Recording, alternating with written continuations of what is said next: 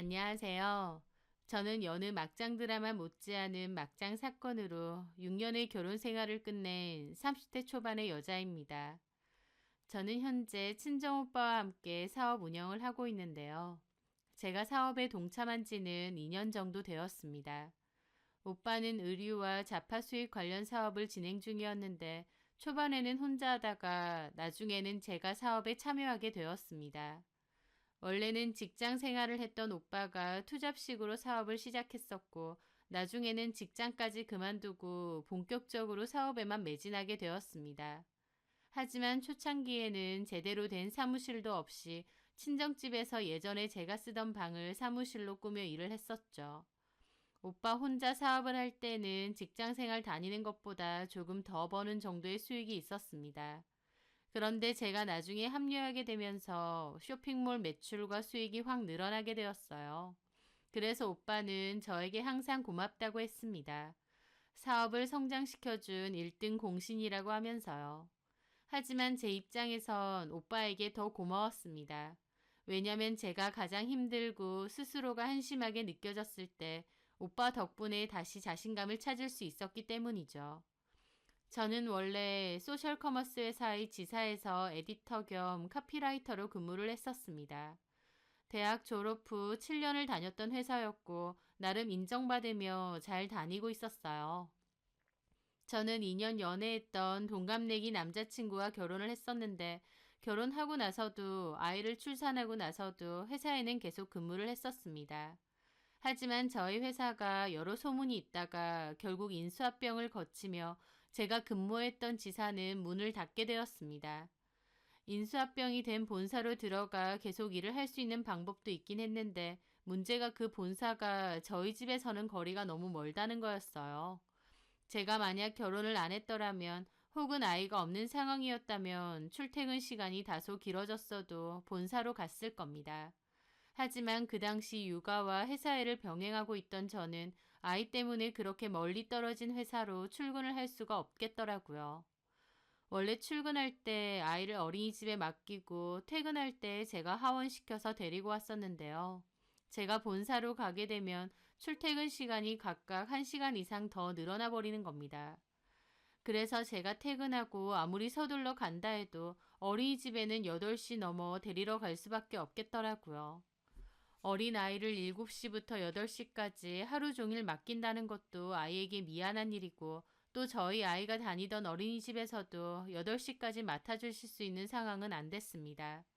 그래서 남편에게 등원은 내가 할 테니 하원은 해줄 수 있느냐 했는데 남편은 자기네 회사도 야근이 많고 정시 퇴근하면 눈치가 보여서 자기가 하원시키는 건 어려울 것 같다고 하더라고요.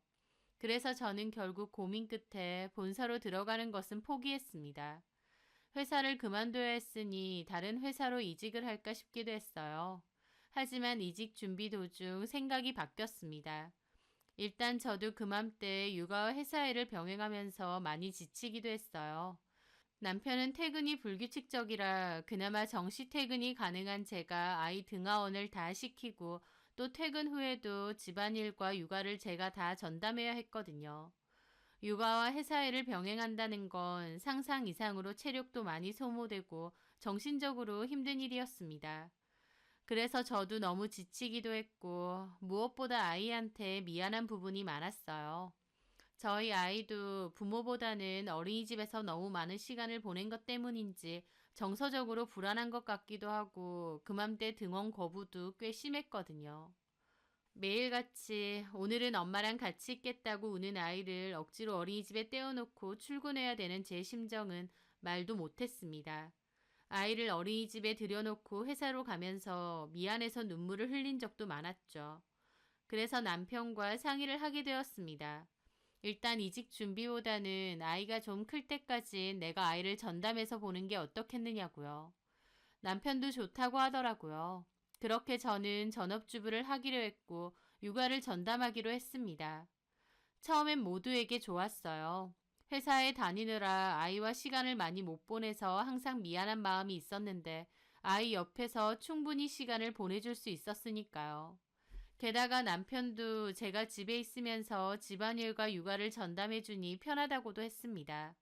왜냐면 그전까진 똑같이 맞벌이를 하면서도 육아와 집안일은 거의 제 몫이다 보니 저도 불만이 쌓였고 한 번씩 싸우기도 했거든요. 하지만 제가 회사를 그만두면서 그냥 집안일과 육아를 제 전담으로 하겠다 하니 남편은 몸도 마음도 편하고 잔소리도 안 듣고 좋았던 거죠. 하지만 당연히 문제도 있었습니다. 맞벌이로 벌다가 남편 혼자 외벌이가 되니 집안 형편은 훨씬 빠듯해지게 된 거였죠. 처음 6개월 정도까진 괜찮았어요. 그런데 6개월 정도 지나면서 슬슬 돈 문제 때문에 빈정상하는 일이 생기기 시작했습니다. 그맘때부터 남편은 제가 돈 쓰는 걸 아까워하는 게 눈에 보였어요. 예를 들어 한 번은 모처럼 저녁에 한우 외식을 했었는데요. 제가 고기를 구웠습니다. 구우면서 앞접시에 덜어주고 이제 먹자고 하면서 아이 먹이려고 하는데 가만 보니 남편은 떨떠름한 표정으로 젓가락도 안 들고 있더라고요. 뭔가 얼굴이 불퉁해서요. 왜 안 먹느냐 하니까 남편 한다는 말이 뭐 잘 먹겠다거나 하는 말이 없어서 그러는 겁니다. 어? 아니, 내가 힘들게 벌어온 돈으로 오랜만에 외식 좀 하는 건데 자기가 잘 먹겠다는 말 한마디가 없길래 좀 서운해서. 그렇게 말하는데 좀 벙찌더라고요. 가족끼리 외식하는 건데 제가 잘 먹겠다, 고맙다 소리 안 했다고 불통해 있다는 게요. 그 전에 저도 직장에 다닐 때에는 잘 먹었어 라고 하면 남편은 에이, 같이 돈 버는데 뭐 굳이 그런 인사를 해, 가족끼리 라고 말했었어요. 근데 이제는 대놓고 자기 월급으로 사주는 거니 고마워하라는 게 보이더라고요. 저도 좀 황당하긴 했지만 고맙다, 잘 먹겠다 그러고 넘어갔습니다. 하지만 남편의 쪼잔병은 갈수록 심해지더라고요. 제가 나를 위한 물건이나 음식을 사면 그걸 아까워하는 게 눈에 보이는 겁니다. 본인 물건 사는 건 당연하다 생각하면서 제 물건 사는 건 가격이 아무리 싸도 아까워하는 게 보이고 눈치까지 주는 거죠. 본인 혼자 외벌이라서 힘들다는 소리도 잘하고요. 그렇다 보니 저도 제 물건도 하나 마음 놓고 못 사게 되었고 뭔가를 사게 되면 남편한테 변명을 하게 되었어요. 가끔 친구들을 만나면 돌아가면서 밥도 사고 커피도 사잖아요. 그런데 저는 그 밥값, 커피값도 눈치가 너무 보여서 친구들도 못 만나게 되었습니다. 옷도 못 산지 꽤 됐고 미용실도 눈치가 보여서 못 가겠더라고요. 제가 머리가 곱슬이라서 원래는 3달에 한 번씩 스트레이트 펌을 하러 갔거든요. 그런데 미용실 한 번 가서 펌이라도 하면 10만 원 정도는 기본으로 나오는데 남편 눈치가 보이니 펌도 못하고 그냥 꽉 메고만 다녔습니다. 그런데 남편이 한 번은 저보고 그러는 겁니다. 자기야, 아무리 집에만 있다고 해도 자기 관리 좀 해라. 머리는 무슨 부스스하게 다 꼬불거리고 있고 옷도 왜 맨날 후줄근하게 하고 다녀. 나는 여자들 집에 있다고 푹 퍼져서 못 나게 다니는 거 참 별로더라. 라고요. 그 말을 듣는데 저 너무 속상하고 서운해서 따졌습니다. 1,000원 한 장 쓰는 것도 눈치를 주는 마당에 10만 원이 넘는 매직펌 하러 어떻게 미용실을 가느냐고요. 누구는 머리 이렇게 하고 싶은 줄 아느냐고 울분을 토하며 울었죠. 그러니까 남편은 자기가 언제 눈치를 줬느냐며 생사람 잡는다고 난리더군요. 너무 서러웠습니다. 아끼는 거 좋죠. 그런데 필요할 때는 써야 되는 거 아닌가요? 1,000원, 5,000원, 돈 쓰는 거 눈치 보이고 벌벌 떨게 되는데 그런 제 모습이 그렇게 현타가 오는 겁니다. 더 얄미웠던 건 시부모님이었습니다. 시부모님은 생신 선물이나 명절 선물 받으실 때 50만 원 이하면 취급을 안 하셨어요. 대놓고 50만 원 이상 되는 선물을 사달라고 하셨고 행여나 그것보다 저렴한 선물을 사드리면 귀신같이 알아채고 필요 없으니 도로 갖고 가라고 눈치를 주십니다. 자식들 힘들게 키워놨는데 매달 용돈을 못 받을지언정 이 정도는 당연히 받아도 된다고 생각하시는 분들이었거든요. 남편도 자기 부모님한테는 비싼 선물로 척척 잘 사드리고 가끔 용돈도 따로 보내드리곤 했습니다. 원래는 저희 부모님께도 생신이나 명절이면 비슷한 금액대로 준비를 했어요. 그런데 제가 일을 그만두고 나서는 대놓고는 아닌데 은근한 압박과 눈치를 주는 겁니다. 제가 백화점에서 우리 부모님은 이걸 사드릴까 하면 가격표를 쓱 보고 한숨을 쉰다던가 이거 장모님 갖고 있으시지 않아? 혹은 이거 너무 비싼 브랜드 아닌가? 라는 식으로 딴지를 거는 거죠. 그러면 저도 마음이 불편해지고 눈치가 보여서 결국 더 싼 걸 찾게 되더라고요. 이런 문제로 다투면 남편은 늘 내가 언제 그랬냐, 네가 지레 눈치 본 거 아니냐라는 식입니다. 대놓고 뭐라고 한 적 없는데 제가 괜히 눈치를 봤다 이거예요.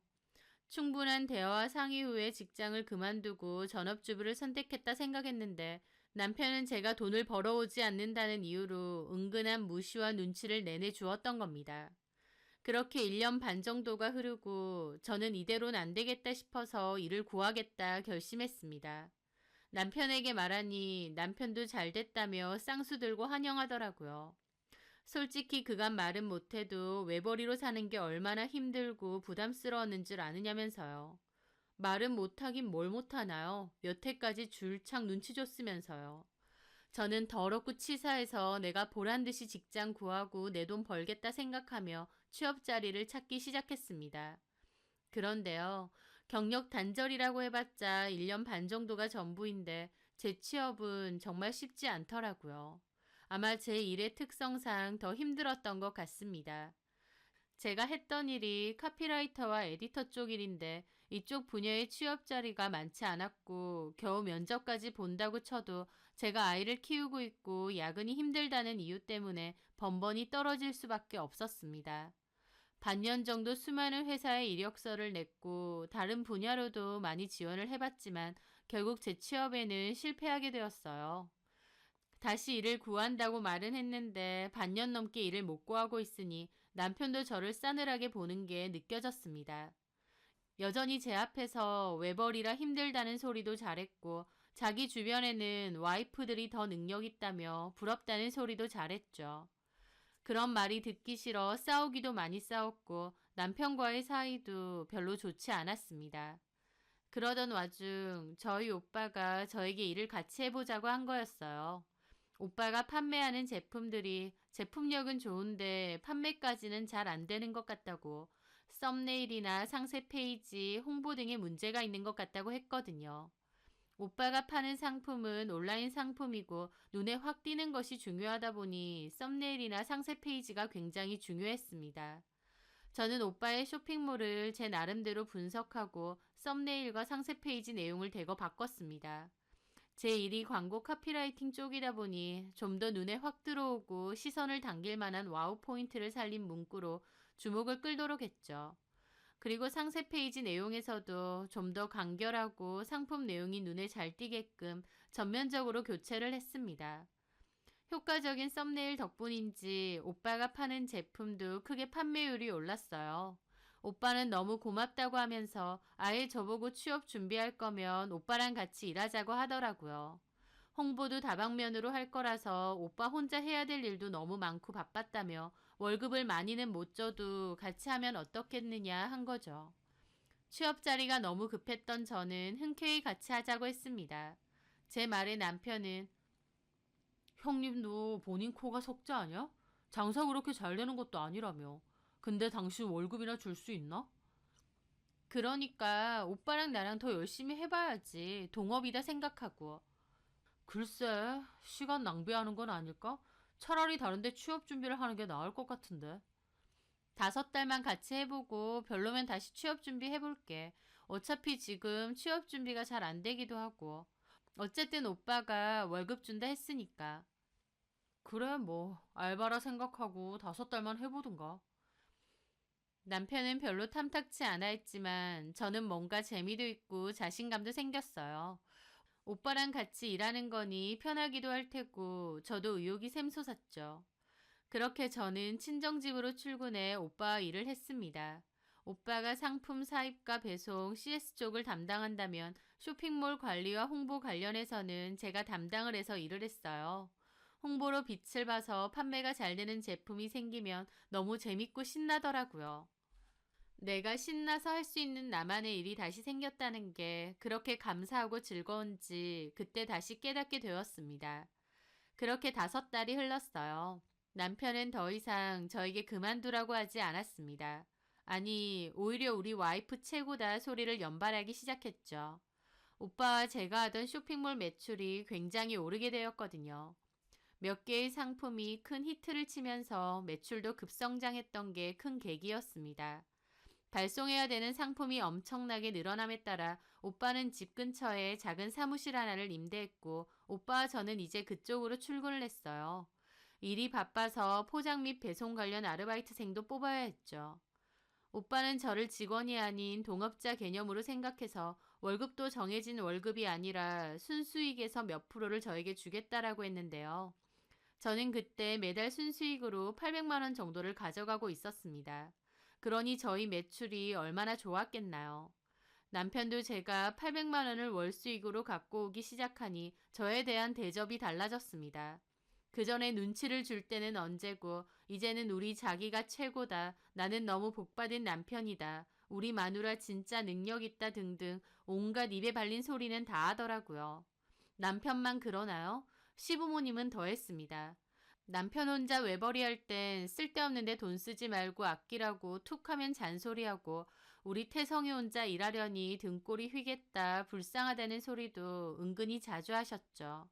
그런데 제가 달에 800씩 벌어오니까 저더러 야무지다, 똑 부러진다, 만능 며느리다 등등 저를 칭찬하시더라고요. 제 입장에선 그게 얼마나 속보이는 행동이었겠습니까? 남편이나 시부모님 전부 다요. 하지만요, 한편으론 그렇게 달라진 반응이 싫지는 않았어요.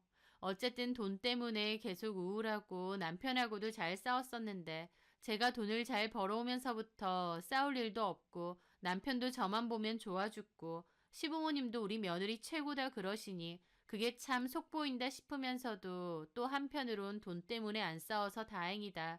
앞으로도 이렇게 사이좋게 잘만 지냈으면 좋겠다라는 생각이 드는 겁니다. 남편에게 혹은 시부모님께 섭섭한 마음은 있었을지언정 당장 괜찮으니 다 괜찮다 생각한 거죠. 솔직히 결혼하면 누구나 그 정도 마음은 안고 살잖아요. 조금 마음에 안 든다고 섭섭했다고 무자르듯 잘라내고 이혼할 수 있는 것도 아니고요. 내가 돈을 잘 벌고 나니 태도가 바뀐 게 씁쓸하긴 하지만 그래도 이렇게라도 모두 행복해하니 다행이라고 생각했습니다. 그래서 저도 잘 버는 만큼 가족들에게도 잘 썼어요. 오빠와 제가 하던 쇼핑몰 사업은 점차 잘 됐고 나름 사업 수완이 있던 오빠는 좀 더 다양한 상품으로 판매를 넓혀갔습니다. 그러면서 저는 매달 제 수익으로 1,000만 원 정도를 가져가게 되었죠.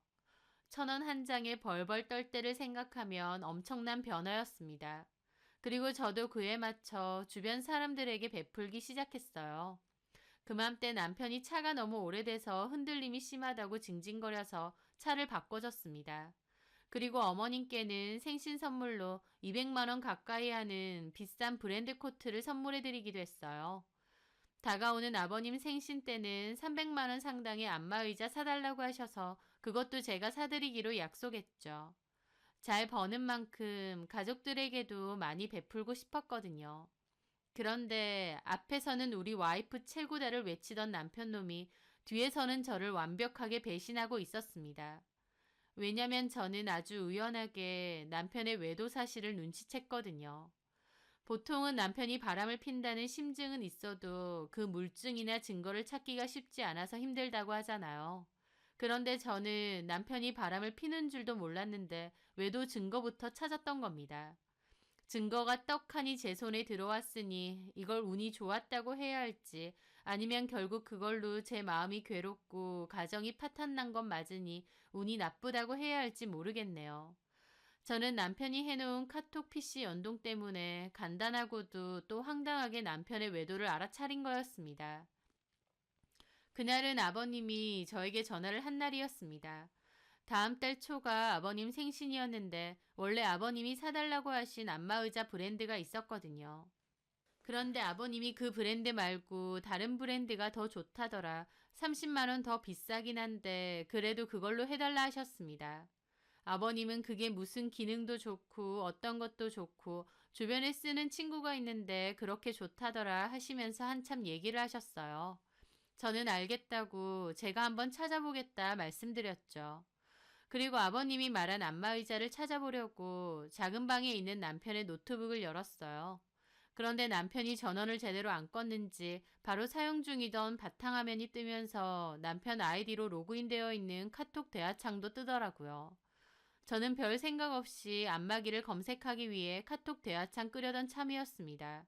그런데 제가 멈춘 건 한 여자와의 대화창 때문이었어요. 마지막 메시지가 응, 자기도 잘 자라고 되어 있었거든요. 자기라니? 이게 뭐지? 생각하며 그 메시지를 눌렀고 남편이 바로 전날까지 내연녀로 보이는 그 여자와 나눈 카톡 대화를 다 확인할 수 있었습니다. 남편이 바람을 핀다는 것조차 짐작 못했던 저는 충격을 받았죠. 남편과 그 여자는 서로 여보, 자기라고 부르더라고요. 내연 관계가 확실했습니다. 게다가 상대 여자가 임신인 건지 생리를 안 한다 어쩐다는 소리까지 해놓은 겁니다. 그걸 보는데 너무 기가 막혀 입이 떡 벌어지더라고요. 바람도 바람인데 임신이라니 이것들이 정말 미친 건가 싶었죠. 남편은 테스트기를 해보라고 했고 그 여자는 테스트기를 저희 남편더러 사달라고 그리고 만약 임신이면 어쩔 거냐 이래놨더군요.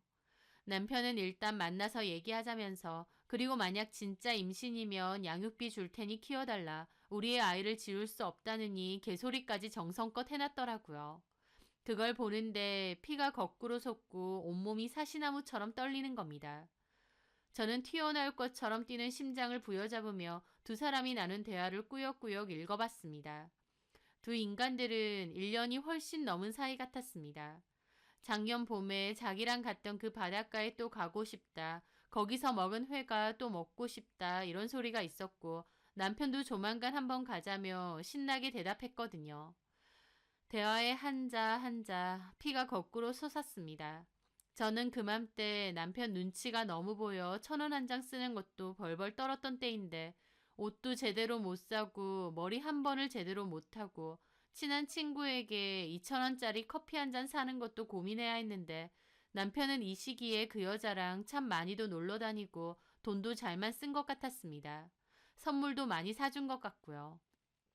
저한테는 그 눈치를 줘놓고 남편이란 놈은 애먼 여자에게 사달라는 거 다 사주고 퍼주고 있었던 겁니다. 그리고 저한테는 회사 분위기상 어쩔 수 없다고 야근도 많이 해야 된다며 힘들다고 했는데 그건 더 개소리였어요. 이 여자랑 퇴근 후 놀러 다니기도 참 많이 다녔더라고요. 나이 30 먹고 불륜하는 것들이 놀러 다닌다면 어딜 갔겠나요? 밥 먹고 술 먹고 호텔 갔겠죠. 그 모든 것이 다 너무 화가 났지만 가장 저를 분노케 한 건 상대 여자의 임신 소식이었습니다. 저희 아이가 뻔히 있는데 내연녀에게 당당하게 외방자식 낳아라 자기가 양육비까지 주겠다 이러고 있는 겁니다. 그렇게 그 여자가 좋으면 저한테 이혼해달라 하고 그 여자랑 애 키우고 살지 왜 저를 끝까지 속이겠나요? 제가 요즘 돈을 잘 벌어오니 그게 아쉬워서겠죠. 저는 정말 무너지는 심정으로 그들의 대화를 읽었습니다. 너무 분통 터지고 손발이 떨리고 입으로는 욕이 계속 터져나오더라고요. 배신감과 분노, 이런 줄도 모르고 혼자 바보같이 희생하며 살아온 제 스스로가 너무 한심하게 느껴질 정도였죠. 저는 당장이라도 노트북 부시고 남편한테 전화해서 지금 당장 오라고 욕하고 소리라도 지르고 싶었죠. 하지만 상대 여자의 사진을 보는 순간 저는 멈칫할 수밖에 없었습니다. 왜냐면요. 너무나도 기막히게 그 상대 여자는 제가 아는 여자였거든요. 도대체 어떤 여잔가 싶어서 프로필을 눌러봤는데 그 여자 이름과 얼굴이 제가 아는 사람인 겁니다. 정확히는 개명을 하기는 했는데 개명 전 이름과 개명 후 이름조차 제가 알고 있는 사람이었던 거죠. 바로 저의 고등학교 동창이었습니다. 저는 너무 놀라 입이 뜨악했습니다. 어떻게 얘랑 바람이 난 걸까? 내 존재를 알고 둘이서 바람을 핀 건지 아니면 내 존재는 모르는 상황에서 우연히 이렇게 된 건지 머리가 혼란스럽더라고요. 어찌됐든 두 인간들을 결코 용서할 수도 없고 넘어갈 수도 없었습니다. 당장이라도 이혼하자고 하고 싶은데 아이가 걸렸습니다. 이혼이 아이에게 너무 큰 상처가 되지 않을까 망설여지더라고요. 잘못은 남편이 했는데 외도 사실을 알고부턴 제 속이 지옥이 되었습니다. 앞으로 어떻게 해야 할지 머릿속엔 그 생각밖에 안 들었죠.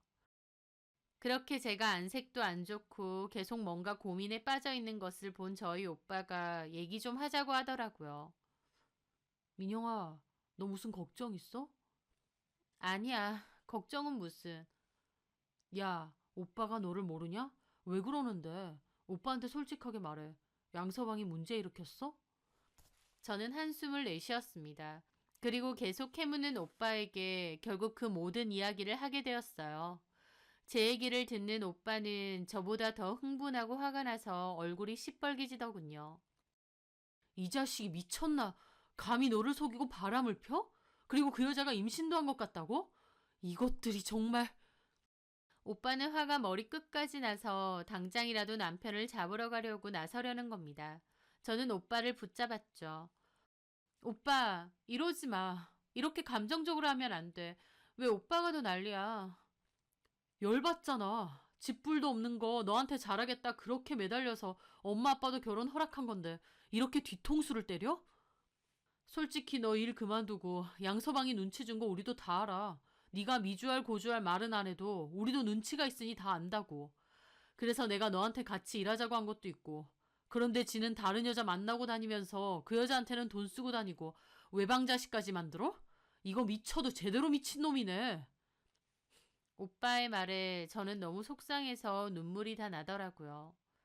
그렇게 꾸미는 거 좋아하고 세련되게 다니던 애가 머리도 못하고 맨날 질끈 묶고 다니고 옷은 다 결혼 전에 입던 거 입고 다니고 너 예전에 엄마랑 옷가게 갔는데 3만 원짜리 티셔츠 하나도 그렇게 들었다 놨다 고민을 했다며. 그래서 결국 엄마가 사줬다고. 엄마가 그날 민영이가 양서방 눈치를 보는 것 같다고 속상해 하시는 거 내가 다 들었어. 양서방 그 자식이 너 돈 안 벌어온다고 눈치 주는 거 우리 가족도 다 알고 있었다고.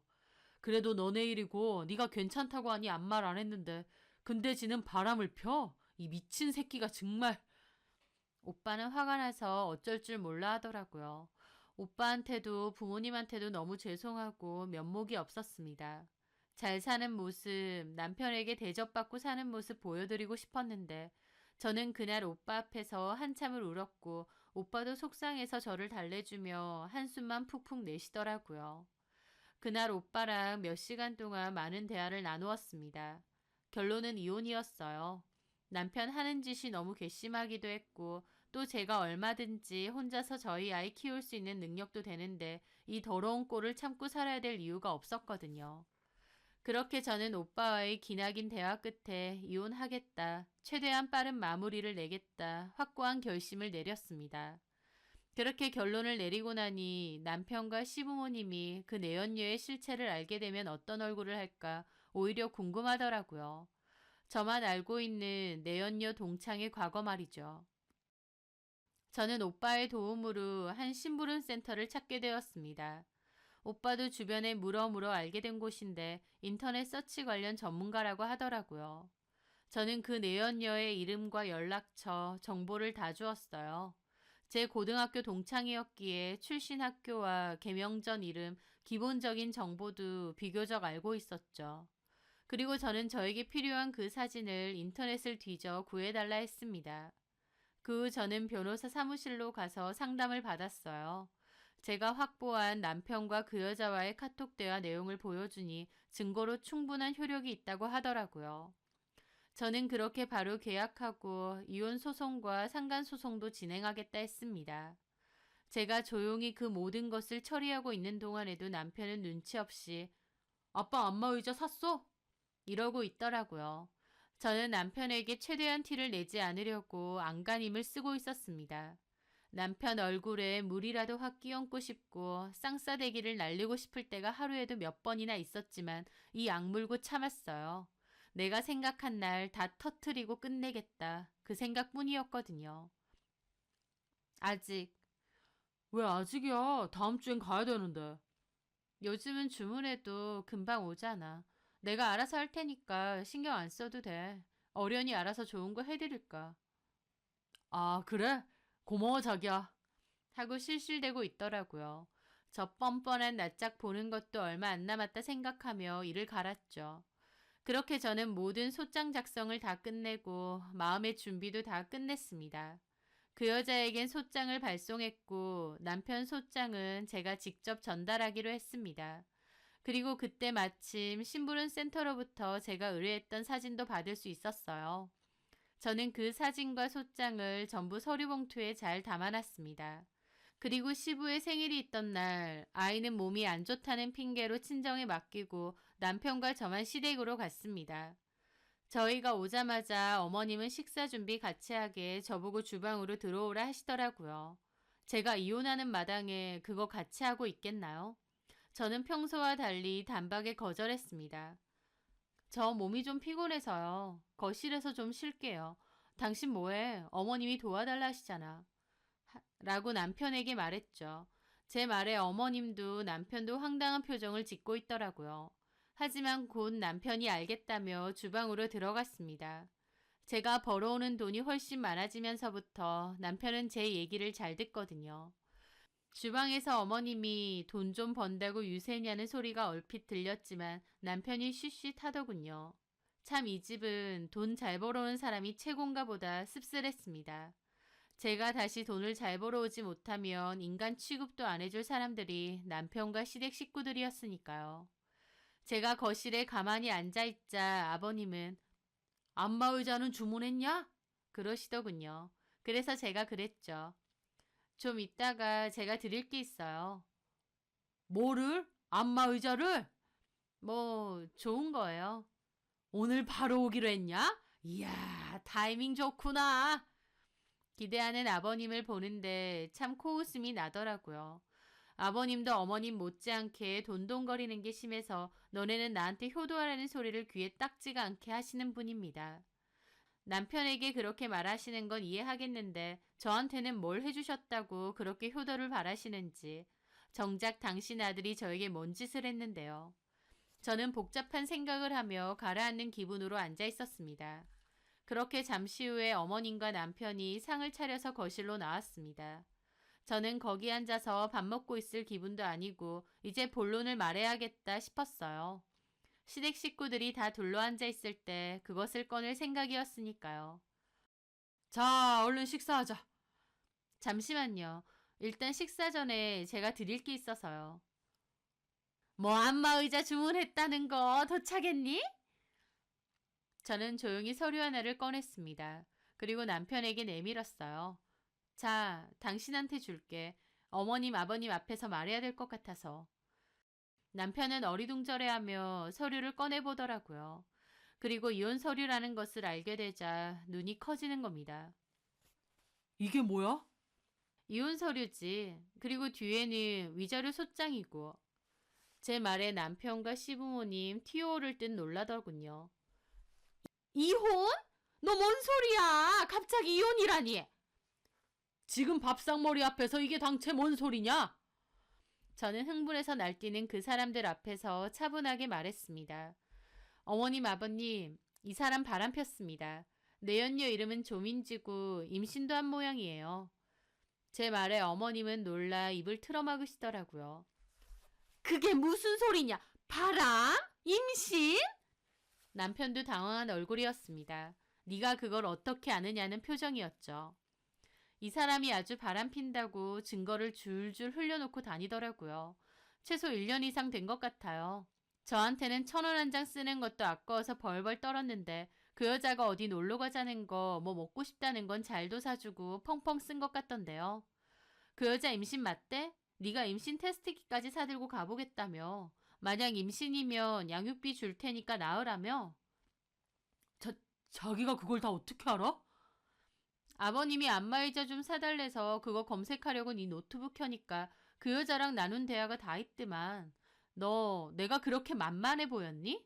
대놓고 바람 피우고 카톡으로 버젓이 대화하는 걸 그렇게 놔둬? 너 사람을 바보로 봐? 자기야, 그게 아니라. 어머님, 아버님, 저 이 사람이랑 이혼할 겁니다. 제가 두 인간들 어떤 대화 나눴는지 다 본 이상 더는 못 삽니다. 아버님 흥분한 얼굴로 남편에게 묻더군요. 너 이 말이 다 진짜야? 진짜 바람핀 거야? 아니 그게 에라이 미친놈아. 처자식 있는 놈이 잘하는 짓이다. 그 여자는 뭐하는 여자길래 애 딸린 유부남하고 바람이 나? 그 여자도 유부녀냐? 아버님 말에 남편도 어쩔 줄 몰라 하더라고요. 그래서 제가 그랬습니다. 제가 말씀드릴게요. 공교롭게 이 남자가 바람핀 여자가 제 고등학교 동창이더라고요. 당신 혹시 알고 그런 거야? 어? 민지가 당신 동창이라고? 몰랐나 보네. 그럼 이것도 몰랐겠다. 당신 주고 싶어서 내가 힘들게 찾아온 게 있거든. 저는 신부름센터에 의뢰해서 받았던 그 사진을 꺼내게 되었습니다. 그 사진을 본 남편도 시부모님도 눈이 휘둥그레졌어요. 그 사진은 바로 남편의 내연 여인 조민지가 과거 유흥업소에 다닐 때 찍은 홍보 사진이었던 겁니다. 조민지는 고등학교 때부터 소문이 몹시 안 좋은, 소위 까질 대로 까진 질 안 좋은 학생이었는데요.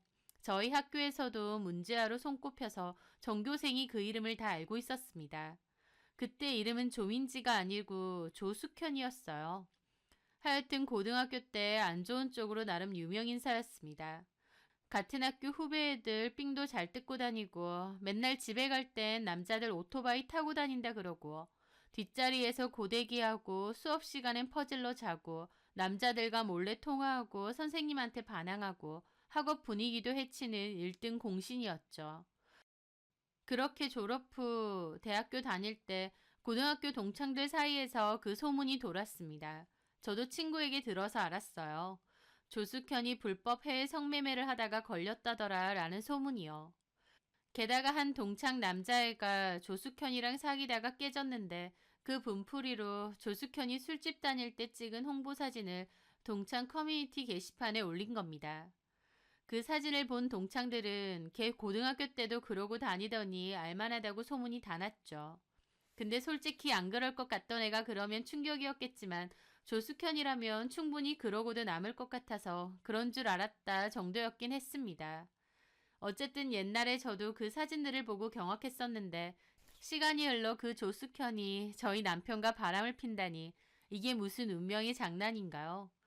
저는 그 사진들을 심부름 센터를 통해 구해서 시부모님과 남편에게 보여준 것이었습니다. 조숙현이 다니던 과거 술집에서 홍보용으로 썼던 사진들인데 인터넷에 남아있어서 구하기가 엄청 힘들지는 않았다고 하더라고요. 하여튼 남편도 그걸 보고 꽤나 놀란 듯 했습니다. 입이 떡 벌어졌죠. 무엇보다 시부모님이 몹시 놀랐습니다. 태성아, 너 얘를 만난다는 거야? 이런 저질스러운 여자를? 말도 안 돼. 민지가. 너 얘 술집에서 만난 거지? 고등학교 때부터 유명했어. 성인 되고 나서도 술집 다니고 해외 불법 성매매로 걸려서 소문이 파다했고. 아니야. 민지 플로리스트야. 꽃집 한다고. 꽃지? 와, 진짜 안 어울린다. 조숙현, 아니 조민지랑 꽃이라. 과거 세탁 아주 조신하게 잘했네. 말도 안 돼. 민지가.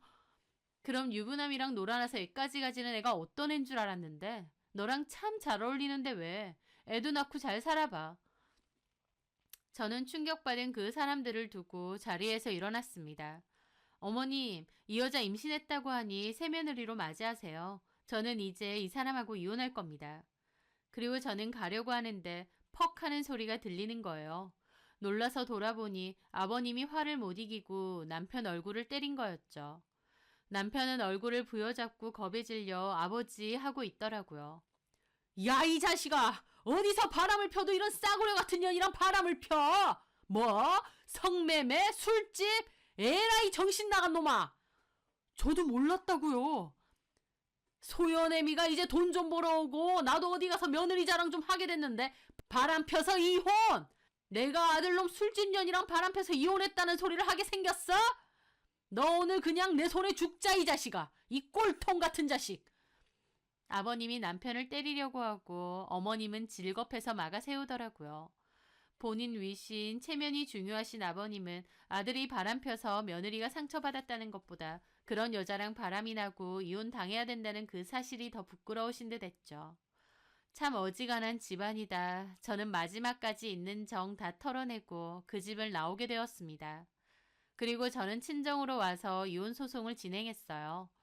남편은 초반에는 잘못했다고 손이 발이 되게 빌었지만 제가 눈 하나 깜빡을 안 하니 본인도 변호사 사서 준비를 하더군요. 근데 준비하면 뭐 하나요? 불륜 사실 확실한데요.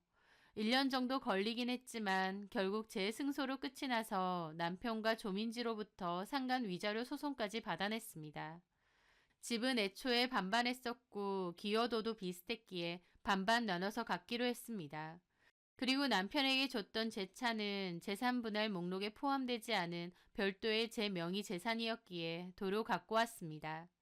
그년이랑 그 차 타고 지저분한 짓 하고 다녔을 생각을 하니 너무 더러워서 중고로 팔아버렸습니다. 그렇게 저는 1년 만에 남편과 끝을 내고 이혼을 마무리하게 되었습니다. 아이한테 미안한 마음도 있었지만 엄마가 행복해야 아이도 행복한 거잖아요. 제가 남편을 용서할 수 없는데 아이 때문에 결혼 생활을 억지로 유지해야 한다는 건 오히려 아이에게 더 큰 부담이 될 것 같았어요. 게다가 남편에게 외방 자식이 있다 보니 그것도 나중에 아이가 알면 더 큰 상처가 될 것 같았죠. 남편 놈이 뭘 어떻게 대처할지도 모르니까요.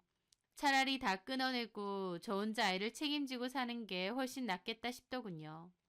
이제는 이혼했으니 전 남편이 조민지랑 그러고 살던지 말던지 내 알 바 아니다 싶었고 저도 신경 끄고 살았습니다. 저는 오빠와 사업에 더욱 열중했고 사무실도 더 큰 곳으로 늘리고 직원도 3명이나 더 늘었습니다. 감사하게도 엄마가 아이 육아를 좀 도와주시고 오빠도 배려를 많이 해줘서 훨씬 편안하고 안정감 있게 키우고 있어요. 그리고 이혼하고 1년 뒤 저는 아주 웃긴 얘기를 들었습니다. 저희 남편과 조민지 얘기는 동창들 사이에서도 소문이 파다했어요. 막장 중에 막장인 이야기다 보니 한동안 시끌시끌했죠.